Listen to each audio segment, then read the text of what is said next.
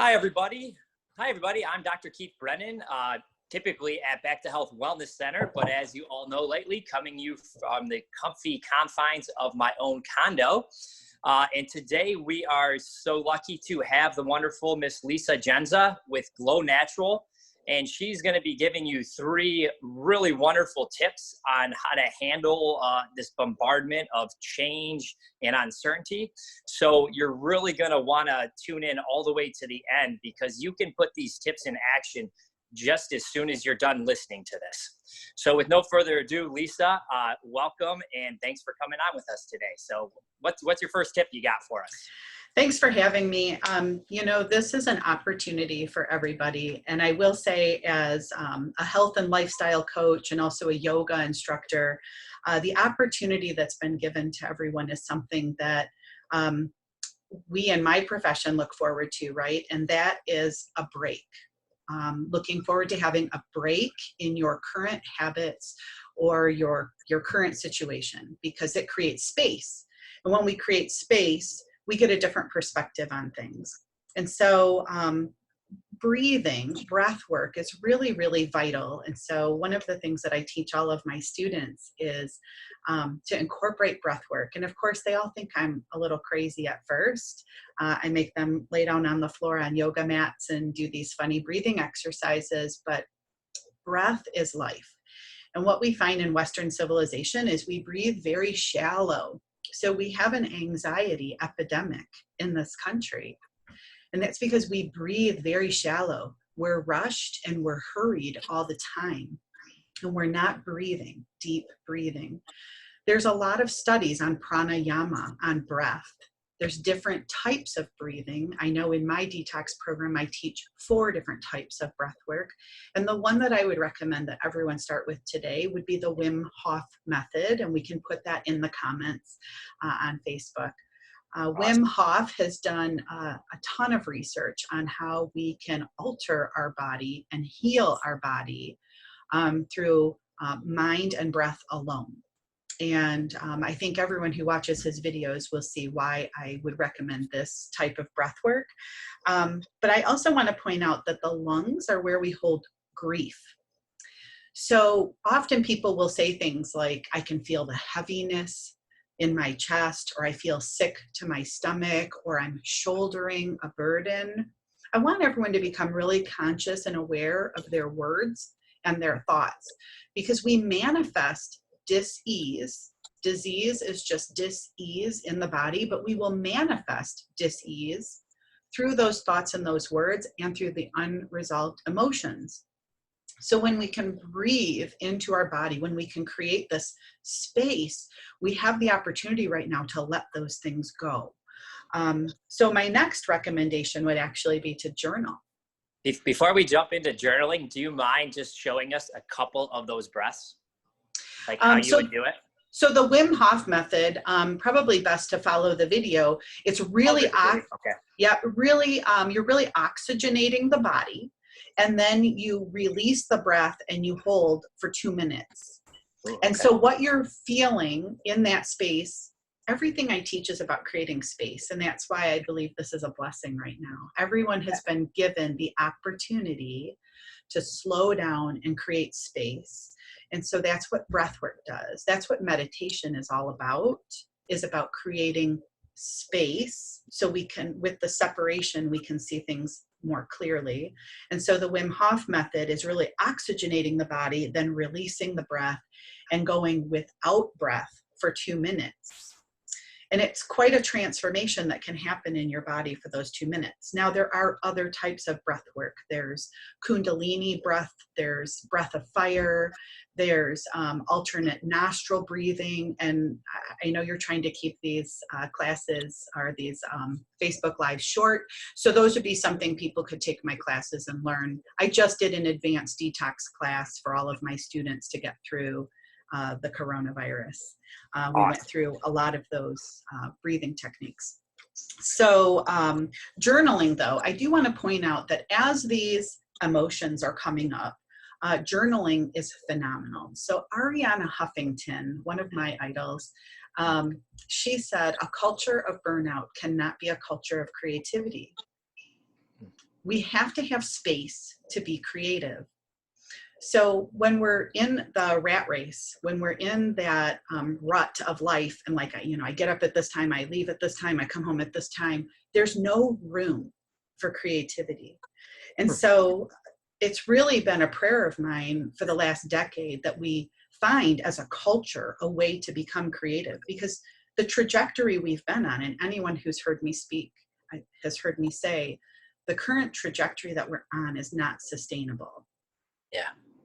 In a lot of ways, our financial, our environmental, our food, sustainability of food. Just watch some of the documentaries and you'll question it's not sustainable. How can we continue this?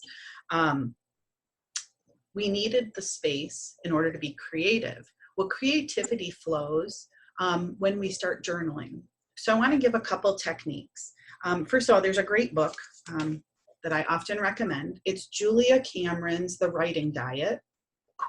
Julia Cameron is a beautiful, beautiful author and writer. She's the best-selling author of The Artist's Way, and she teaches classes at community colleges, and through her classes on creative writing, she actually watched people physically transform aspects of their life by going through a creative writing course.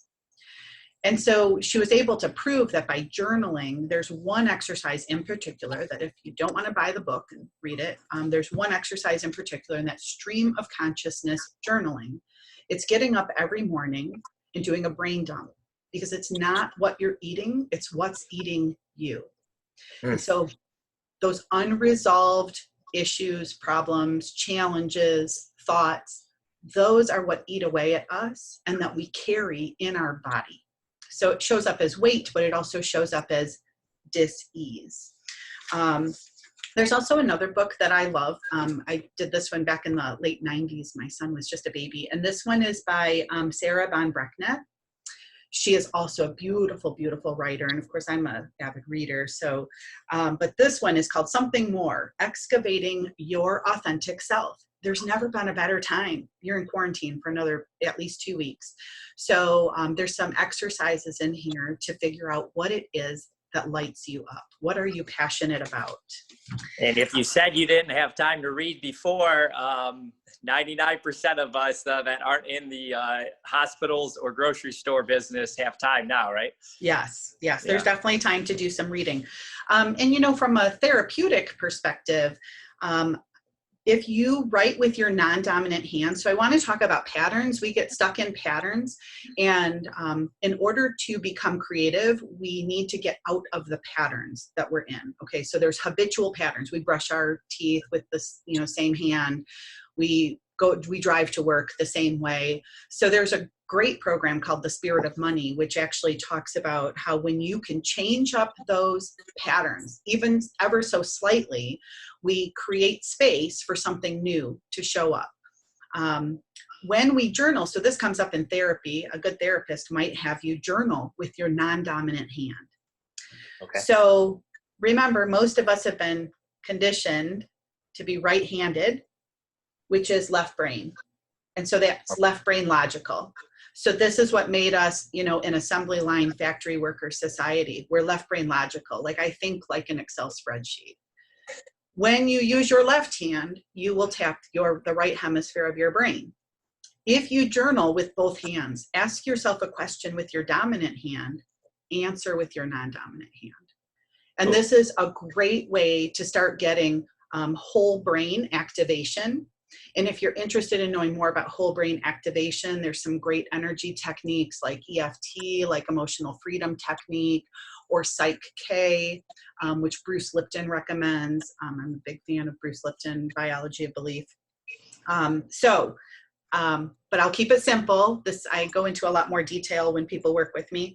The last thing I want to say is practice gratitude. So of course, I have the funny memes on Facebook too. It is funny, Yeah. The situation that we're in is unprecedented. This is it really is. If you think about it, the whole world is changing as we know it. Mm-hmm. So good, bad, or indifferent, I don't think we're all really going to understand everything that's happening during this time for probably the next decade. But we have a choice in what we create. So I know I've seen the posts, and I've reached out to friends who say I'm doing nothing but cooking all day long, and I'm in the kitchen. And of course, I don't have little kids anymore, so I understand how that could be very frustrating. But if we can practice gratitude, I want to remind everyone that everything is energy. So you are energy, I am energy, our food is energy. There's an energy from this book. And so I help people to identify energy through my program as we start to take note of very subtle things. But what I want you to remember is that the food that you're eating and the food that you're serving is also energy. And so you can prepare it with love, or you can prepare it with frustration. And whatever you prepare that food with is what you're serving yourself and your family. So if during this time we can become very cognizant that we may even have less, and that's okay. We don't need as much as we think we do. Be grateful for what you have. Like toilet paper? Yeah, we don't need as much as we think. We don't need as much of anything as we think. And that's one of the lessons that's going to come out of this, is that we don't need to eat as much. We don't need as many things. We don't need to go to the store as often as we think we do. Just be grateful for what you have, and have gratitude when you're preparing it. And that gratitude is what serves you and your family and provides for the health and well-being of you and your family. That's awesome. I'm hearing a lot of that gratitude mantra, and it rings so well. And I think it's difficult or challenging when, you're taking care of kids, or maybe homeschooling while working from home. So there's different challenges that come up, but you kept saying being aware and being conscious of that.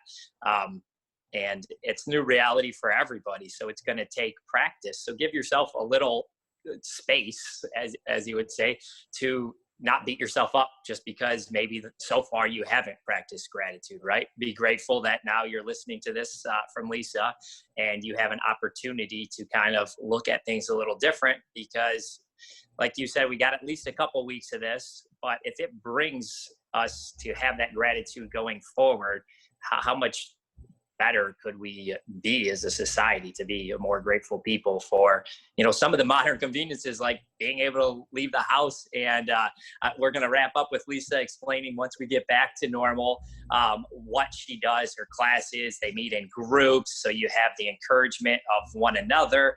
And if you're doing brand new things like these different works that Lisa's talking about, maybe you feel a little more willing to try new things because other people are trying new things. So you're not trying them by yourself. You kind of get a chuckle, laugh, have a good time trying some new different things, because change can be fun and different if you have a support system to help you walk through that change like Lisa's program provides. So with that being said, Lisa, can you kind of explain to people, you said you had a group that's going through right now that, you've had to kind of change a little bit of the way we do it because of shelter in place, but going into the future now, once things get back to quote unquote normal, what does your program look like?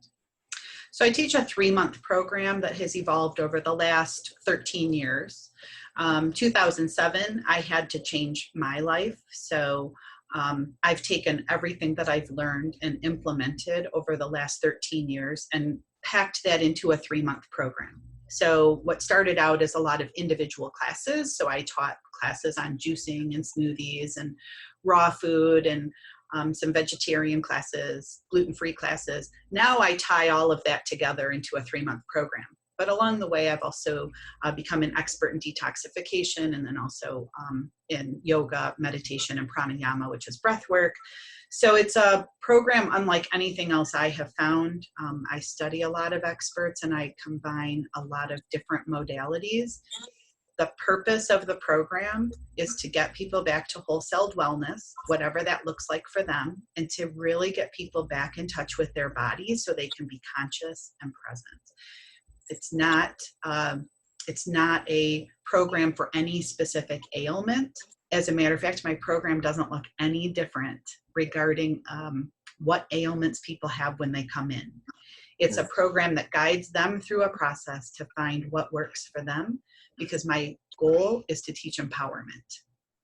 It's empowerment, it's higher consciousness, it's teaching people to be prepared for what we're going through right now. And some of my students they've been posting on Facebook that they're so glad that they've been through my class. It prepared them for something like this. And then I did do an advanced detox workshop just for my former students, so that we could go a little bit deeper into all the teachings, so that they could ride this out in full health.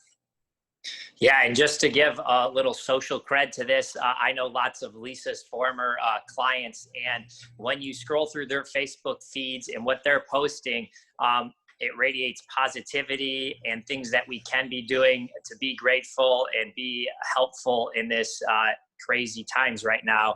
And let's just put it this way, when you scroll through most other feeds, that is not the message that is being sent out there. So I think that's a huge impact. If you can, through a 90-day process, impact someone to be able to handle times like this, man, that's priceless type of a course to go through. Well, thank you very much for your time, Lisa. Oh, the last thing I wanted to point out is I kept noticing in the first phase with the breathing, you kept referring to it as an opportunity. And some people might be thinking to themselves, opportunity, blah, blah, blah, blah, blah. That's very conscious. What Lisa's doing there is it depends on how you view it, right? If you view it as an opportunity to cook with your kids, then there's much more chance of being grateful for that. If we view it in the other light, which I don't have to point out those lights because we all know how our minds tend to go, then we're not going to be able to experience the gratitude and be able to do the things like the journaling. So lots of great gold nuggets from Lisa. And yes, if some of these just scratch the surface and you are looking for diving in a little bit deeper, go on to Glow Natural with Lisa Jendza. She will post all her stuff with this, so you guys can look her up and either start using her right now through technology, or in the future with the live is just incredible to do the live experience. This has been Dr. Keith Brennan with Back to Health Wellness. Thanks, Lisa, for joining us. Thank you.